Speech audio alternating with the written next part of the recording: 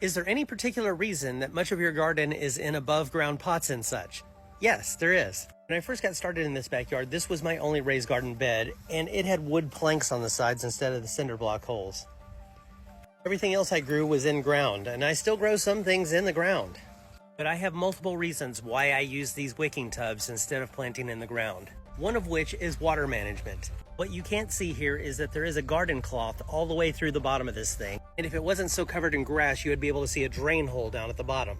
Then we have this tube that goes all the way to the bottom, and you can water the plants from the bottom up. The drain hole lets water escape so you don't overwater. So basically, whenever the soil needs a drink, it just takes the water that it needs and the rest gets dispersed. Not all of them are wicking tubs though. Some of these are just plain planters that I got from a tree nursery. And there's several advantages to even this. One of which is soil management. In North Texas, we have some hard clay soil. It looks like this, and sometimes it's hard to get grass to grow on it, let alone trying to grow vegetables. But my raised garden bed soil is loose and loamy. Anything can grow in it. My garden soil I make up myself because it's a lot cheaper than buying pre-bagged. Mostly just use equal parts composted manure, any type of sphagnum peat moss, and I mix in some pine bark to give it a little bit of an airy quality, help roots grow. Now another reason that I use garden pots over in ground is weeding. Trying to pull up weeds from the ground is a huge pain in the ass, and you don't ever get all the roots. But in a raised garden bed, pulls right out.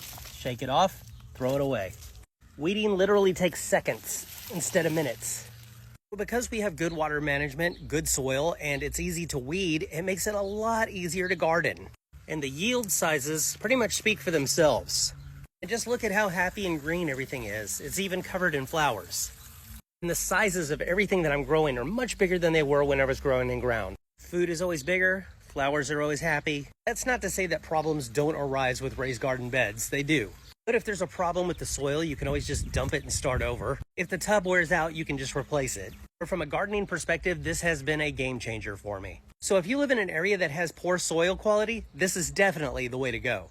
Hopefully this answered your question without giving you way too much information.